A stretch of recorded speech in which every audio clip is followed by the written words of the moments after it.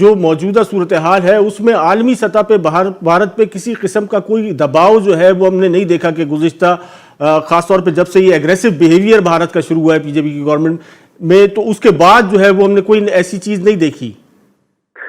بالکل آپ صحیح فرما رہے ہیں، دنیا کو مصلحتوں سے باہر آنا چاہیے، انہیں اپنے کمرشل انٹرسٹ سے باہر آنا چاہیے، اور اسی چیز کو اسی کی بنیاد پر میں نے OIC کے وزراء خارجہ کو خطوط لکھے اور ان کی توجہ اسلامو فوبیا کی طرف دلوائی۔ صاحب موجودہ صورتحال میں جس قسم کا جو تنازع اس وقت ہم دیکھ رہے ہیں بھارت کے مابین اور چین کے مابین، جو صورتحال پیچیدہ ہوتی چلی جا رہی ہے، اور لیکن بھارتی رویہ جو ہے وہ بہت زیادہ مختلف ہے اس تمام تر صورتحال میں، خطہ کس حد تک جو ہے وہ متاثر ہو سکتا ہے اس تمام تر صورتحال میں آپ کے خیال میں؟ دیکھیے، پاکستان بڑی تشویش سے جو اس وقت ہندوستان اور چین کا سٹینڈ آف ہے اس پر نگاہ رکھے ہوئے ہے۔ ہم سچویشن کو لمحہ با لمحہ مانیٹر کر رہے ہیں۔ اب یہ ایک بڑی خطرناک صورتحال ہے۔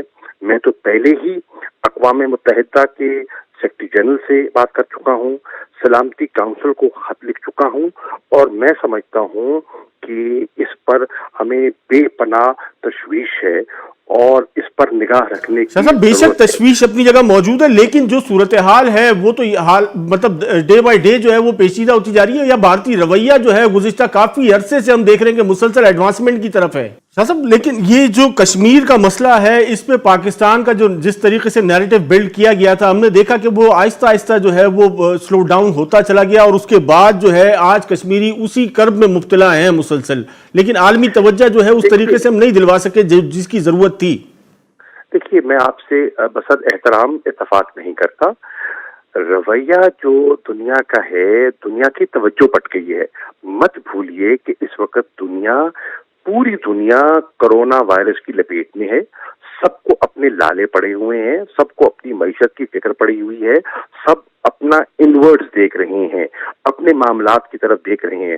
دنیا کی جو اکانومی ہے، گلوبل اکانومی، وہ ریسیشن کا شکار ہو چکی ہے، تو اس وجہ سے ان کی توجہ ہٹی ہے، لیکن وہ غافل نہیں ہے کہ جو بھارت کر رہا ہے وہ غلط کر رہا ہے، اور بھارت جانتے ہوئے کہ دنیا کی توجہ ہٹی ہوئی ہے اس آڑ میں وہ ایسی حرکتیں کر رہا ہے، کبھی ڈومیسائل کے قوانین میں تبدیلی کرتا ہے، کبھی وہاں اپنے فیصلے مسلط کرتا ہے، کشمیریوں پر اپنی جو ہے وہ اپنی رائے مسلط کر رہا ہے، اور اس قسم کی حرکتیں کر رہا ہے۔ بھارت تو اس سے آگے کی بات بھی کرتا ہے، گلگت بلتستان کی بات بھی کرتا ہے، آزاد کشمیر کی بات بھی جو ہے بھارت کی طرف سے کی جاتی ہے۔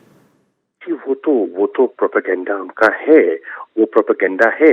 گلگت بلتستان کی بات وہ کیسے کر سکتا ہے، آزاد کشمیر کی بات وہ کیسے کر سکتا ہے جب وہ خود تسلیم کر چکا ہے کہ یہ ایک متنازع علاقہ ہے، یہ ایک انٹرنیشنل ڈسپیوٹ ہے جس کی سلامتی کونسل میں ریزولوشن موجود ہیں، اور اس کے حل کا بھی ایک کمٹمنٹ کر چکا ہے۔ یہ اور بات ہے کہ اس کمٹمنٹ کو وہ آنر نہیں کر رہا، لیکن اس سے بھاگ تو نہیں سکتا۔ شاہ صاحب ایگریسو بیہیویئر جو ہے وہ تو کنٹینیو ہے، گزشتہ 1-1.5 سال سے جو ہم دیکھ رہے ہیں مسلسل، وہ جو ایگریسو بیہیویئر ہے وہ آپ کو ہر جگہ نظر آتا ہے، اور یہ ایڈوانسمنٹ کا سلسلہ جو ہے وہ یہ بھی مسلسل جاری ہے اس کے ساتھ ساتھ۔ بالکل آپ صحیح فرما رہے ہیں، ایگریسو بیہیویئر ہے، بالکل ہے، اور دنیا کو اس ایگریسو بیہیویئر کا نوٹس لینا چاہیے۔ مت بھولیے، نہ صرف پاکستان بلکہ چین بھی ایٹمی قوتیں ہیں، اور بھارت کا یہ رویہ اگر برقرار رہتا ہے تو اس خطے کا امن جو ہے وہ برباد ہو سکتا ہے۔ دنیا غافل نہیں رہ سکتی، اور دنیا کو غافل نہیں رہنا چاہیے۔ بہت شکریہ شاہ محمود قریشی صاحب نے ہمیں جوائن کیا تھا۔ طارق پیرزادہ صاحب، صورتحال آپ کے سامنے ہے، لیکن جو پیچیدگیاں ہیں وہ اپنی جگہ موجود ہیں، اور کوئی راہ جو ہے وہ تاحال ہم ہموار نہیں کر سکے۔ کشمیریوں کی بات کر لی جائے یا عالمی سطح پر جو جس قسم کی اٹینشن ہمیں چاہیے تھی وہ ہم گریب نہیں کر سکے۔ کووڈ-19 اپنی جگہ موجود ہے، لیکن اس کے ساتھ ساتھ دنیا میں جو چیزیں تھیں، جو تنازعات تھے، وہ آج بھی چل رہے ہیں۔ دیکھیں، ایک بنیادی بات ہے کہ کورونا کی وبا ہو یا دنیا میں کوئی بھی وبا ہو، قوموں کے مفادات نہ پہلے کبھی تاریخ میں بدلے ہیں وباؤں کی وجہ سے، نہ آئندہ کبھی بدلیں گے.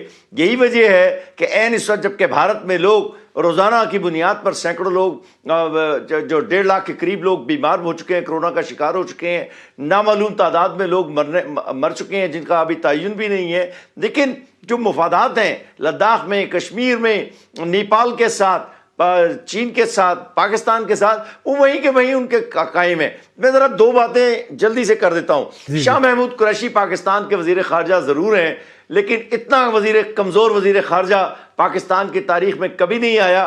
وہ اسلامو فوبیا کی بات شروع کر دیتے ہیں. بات تو کشمیر کے پاکستان کے ہاتھ سے نکل جانے کی ہے. یہ اسلامو فوبیا کا مسئلہ حل نہیں ہو سکتا، لیکن کشمیر کا مسئلہ حل ہو سکتا ہے اگر پاکستان ایک جارحانہ پالیسی اختیار کرے. اور ایک بات اور بھی کہنا چاہتا ہوں، کشمیر کے مسئلے پر ایٹمی جنگ نہیں ہوگی. آپ کو یہ مسئلہ روایتی تصادم کے ذریعے ہی، روایتی سفارتکاری یا روایتی تصادم کے ذریعے ہی حل کرنا ہوگا. آپ دیکھیں فیضا صاحب، اس میں تو ہم دیکھ رہے ہیں کہ مسلسل ناکامی نظر آ رہی ہے. وزیر اعظم پاکستان نے خود جو ہے وہ اپنے آپ کو کشمیر کا سفیر کے طور پر پیش کیا، لیکن کوئی سفارتکاری میں کوئی خاص پیش رفت ہم نہیں دیکھ سکے. آپ بالکل درست کہہ رہے ہیں. دیکھیں عمران خان تو اس کو یقین تھا، اور میں عمران خان کی بیشتر پالیسیوں کا حامی ہوں، لیکن کشمیر پر ظلم یہ ہوا ہے کہ عمران خان کا یہ خیال تھا کہ وہ آئے گا اور اس کو ہندوستان میں جناب خیر مقدم کہا جائے گا اور مودی اس کا استقبال کرے گا. لیکن مودی اپنے مفادات کا اسے کیا کہتے ہیں محافظ تھا. چنانچہ یہ جو مایوسی عمران خان کو ہوئی ہے کہ وہ ایک دہشت گرد تنظیم ہے یا RSS کا فلسفہ لے کر چل رہی ہے، یہ بات تو سب کو پہلے بھی پتا تھی. چنانچہ جو بات ہے 2-3 ہے. چین کے ساتھ جہاں تک معاملات کا تعلق ہے، روایتی قوت کے ساتھ چین آپ کھڑا ہوا ہے، اور جتنی جو ان کی پوزیشن ہے لائن آف ایکچوئل کنٹرول کے ساتھ وہ بالکل درست ہے. ہندوستان کے جو اخبارات ہیں انہوں نے یہ تسلیم کیا ہوا ہے. میں ابھی اس تفصیل سے پڑھ کے ہٹاؤں کہ ابھی تک چین کسی ایسی جگہ پر نہیں پہنچا ہے جسے بھارت جو ہے بجا طور پر کوئی عسکری مداخلت کہہ سکے. لیکن چینیوں نے ایک کام ضرور کیا ہے کہ جب انہوں نے دیکھا کہ لداخ کو انہوں نے اپنا ایک صوبہ بنا دیا، اور جبکہ line of control per border طے نہیں ہے، یا وہ پینگونگ لیک جو ہے اس کے ساتھ ساتھ جو سرحدیں ہیں وہ طے نہیں ہیں، تو چینیوں نے دیکھا ہے کہ بھارت چونکہ آگے بڑھ رہا تھا، لہٰذا ان کو روکنے کے لیے کوئی نہ کوئی کارروائی کرنی تھی، اور درست کی ہے. افسوس یہ ہے کہ پاکستان کشمیر پر بھارت کے قبضے کے بعد کوئی کارروائی نہیں کر رہا ہے. اور جتنے لوگ مشورہ دینے والے ہیں وہ یہ کہتے ہیں دیکھیں نا کشمیر کے مسئلے پر جنگ تو نہیں ہو سکتی. اور وہ ہمارے پچھلے جو ISPR کے غفور صاحب تھے وہ کہتے تھے دو ایٹمی قوتوں کے درمیان جنگ کیسے ہو سکتی؟ ایٹمی قوتوں کے درمیان روایتی تصادم ہوتے رہے ہیں، آئندہ بھی ہوں گے. اور آپ کو معلوم ہے کل تک چین اور روس کے درمیان سرحدی جھڑپیں، بڑی خونی جھڑپیں ہوتی رہی ہیں. یہی حال اب بھی ہے. یہ علاقے اگر کسی حل کے نزدیک پہنچیں گے تو عسکری دباؤ کے نزدیک کے ذریعے پہنچیں گے، اور پاکستان کو یہ دباؤ ڈالنا شروع کر دینا چاہیے. جنرل صاحب، یہ تو بہرحال ایک چیز اسٹیبلش ہو گئی ہے کہ ایٹمی قوتوں کے مابین جو ہے وہ جنگ جو ہے وہ ایک مشکل ترین عمل ہے، لیکن ایٹمی قوتوں کے درمیان جو ہے وہ توازن کے ساتھ جو ہے بات چیت یا مسائل کا حل ضرور تلاش کیا جا سکتا ہے. نہیں، میں نہیں مانتا ہوں. ذرا میری بات سن لیجیے. ایٹمی ہتھیار، ذرا سی مجھے 1 سیکنڈ دیجیے. جی فیضا صاحب، جی بات کر لیجیے آپ. جی فیضا صاحب، آپ میں کسی کا وقت نہیں لینا چاہتا. دیکھیں ایٹمی ہتھیار تو 2 ملکوں کے درمیان ایک دوسرے کا وجود ختم کرنے سے روکنے کے ہتھیار ہیں. جہاں ضمنی جو اس کے ساتھ ساتھ جو دوسرے تنازعات ہیں انہوں نے روایتی قوت کے ذریعے ہی حل ہونا ہے یا روایتی سفارتکاری کے ذریعے. آپ دیکھیں کرائمیا کا مسئلہ، لیبیا کا مسئلہ، 5 عرب ملک فرانس اور یونان ایک طرف ہیں اور ترکی ایک طرف ہے اور اقوام متحدہ ایک طرف ہیں، سیریا، شام، اتنے ملک وہاں پر شامل ہیں. کوئی مسئلہ ایسا نہیں ہے. ان تمام مسائل نے روایتی ہتھیاروں اور روایتی قوت کے ذریعے ہی حل ہونا ہے اور روایتی سفارتکاری کے ذریعے. ان 2 میں سے ایک کے بغیر انہوں نے حل نہیں ہونا ہے. ایٹمی جنگ کی بات آج ہم کرتے ہیں تو پاکستان اور بھارت کے درمیان کنونشنل فورسز کا تعاون چونکہ عدم آپ کہہ لیجیے کہ اس کا ایک تناسب ایسا نہیں ہے جو کہ پاکستان کے لیے فیوریبل ہو، تو ان حالات میں پاسبلٹی یہی ہوتی ہے کہ آپ اگر جنگ چھڑ جاتی ہے تو نیوکلیر ویپن کا استعمال ہو سکتا ہے کہ ارلی اسٹیجز پہ ہو جائے، کیونکہ آپ کا ڈاکٹرن کہتا ہے کہ آپ اپنے سرزمین کا 1 انچ بھی ٹریڈ نہیں کر سکتے، لہذا جب لاس آف ٹیریٹری اگر کہیں ہو جاتا ہے کسی وجہ سے تو پھر آپ کو اپنے نیوکلیر ویپن استعمال کرنے ہوں گے.